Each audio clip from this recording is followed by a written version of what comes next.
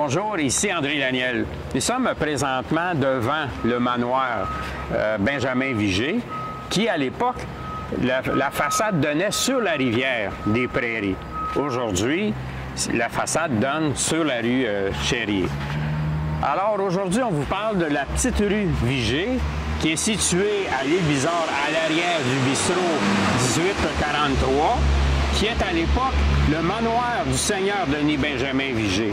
Ce dernier devient seigneur de l'île par la force des choses, puisque son épouse, Marie-Amable Fortier, hérite de la seigneurie Jacques Bizarre, soit 26 ans après le décès de son père, Pierre Fortier. Mentionnons que Viger est une personnalité très en vue à Montréal du fait qu'il est un des grands propriétaires fonciers. Il exerce la profession d'avocat, de journaliste et de politicien. Il naît à Montréal en 1774. Il est le fils de Denis Viger et de Périne Charles Chérier. Entre 1796 et 1800, il se présente dans le comté de Montréal-Est à la Chambre d'Assemblée du Bas-Canada. Par sa mère, Viger est apparenté à la famille Papineau. Il est aussi le cousin de Jacques Viger, premier maire de Montréal, de Jean-Jacques Lartigue, premier évêque du diocèse de Montréal, de Louis-Michel Viger, un de ses cousins, et aussi de Louis-Joseph Papineau. Le couple Viger n'auront qu'une seule fille qui meurt prématurément, malheureusement, à l'âge de 8 mois des suites d'une maladie. Sur le plan politique, Viger est, après Papineau, le leader le plus en vue. À son premier voyage à Londres pour défendre les doléances du Parti canadien, Viger projette l'image d'un homme modéré, ce qui lui vaut la proposition de la part de l'administrateur du Canada, James Kane, un siège au Conseil législatif. Il accepte à la grande surprise de ses compatriotes.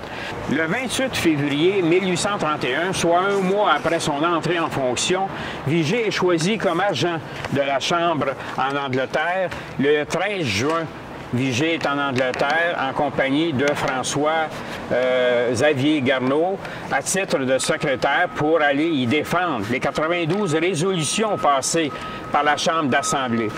Son séjour à Londres se déroule dans des conditions qui contrastent avec celles qui prévalait en 1828. Viger revient au Canada le 1er novembre, en pleine campagne électorale. Malgré ses 60 ans et ses échecs à Londres, il ne prend pas sa retraite. Il favorise l'achat chez nous dans le but de combattre les importations britanniques. Il participe même à la fondation de la Banque du Peuple, symbole de la régénération économique des Canadiens français. En 1835, Viger est nommé président de la Société Saint-Jean-Baptiste, dont il préside le banquet annuel pendant 2 ans. Il est parmi ceux qui convoquent l'Assemblée des Patriotes de Saint-Laurent, tenue le 15 mai 1837. On prétend qu'il défend la cause des Patriotes à travers les journaux qu'il soutient. Il est jeté en prison le 4 novembre 1838. Il ne sera libéré que le 16 mai 1840. Pendant les 2 premiers mois de sa détention, Viger ne peut recevoir personne. On lui défend de jouer du flageolet, qui est son seul amusement. Il ne peut ni avoir papier, ni plume et ni journaux.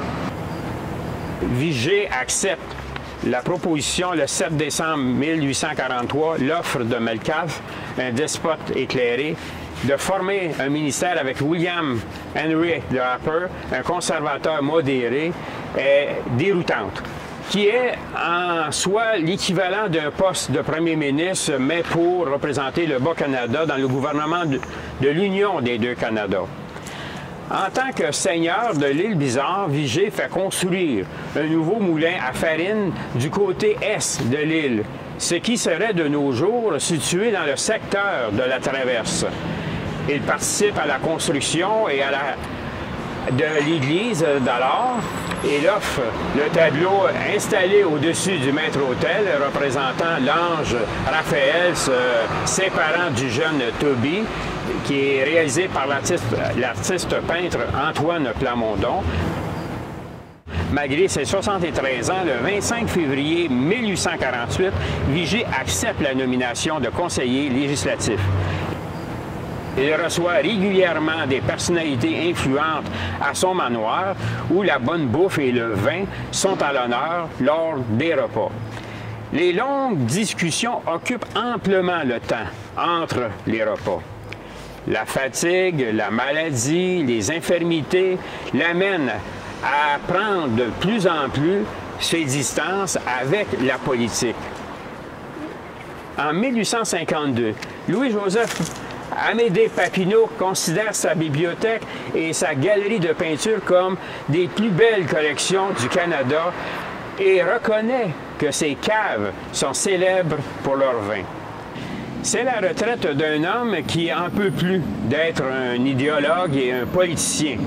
Il est un gentleman, amateur d'art et de bonne chair, et comme l'avait noté les Papineau en 1835, un esprit conciliant et modéré, mais tenace et ambitieux. Il se passionne pour l'histoire et le droit, deux disciplines qui l'ont profondément marqué. Le décès de son épouse, emporté par le choléra le 22 juillet 1854, assombrit sa vieillesse. Il se pourrait cependant que cet homme tenace ait voulu, en participant à 84 ans à la fondation d'un journal, catholique, modéré, nationaliste, respectueux du pouvoir établi, de la propriété foncière et de l'agriculture, assumer la continuité de son action et le triomphe des valeurs réelles pour lesquelles il avait combattu. Vigée s'éteint doucement le 13 février 1861, à l'âge de 86 ans et 6 mois. Il laisse sa fortune à son cousin Combe Séraphin Chérier et sa volumineuse bibliothèque au séminaire de Saint-Hyacinthe. Alors, avant de vous quitter, je vous invite à vous abonner à YouTube, juste à peser sur le petit logo, là, et puis ça va vous aider à avoir dans le futur les notifications qui indiquent qu'il y a de nouvelles publications. Sur ce, à la voyure!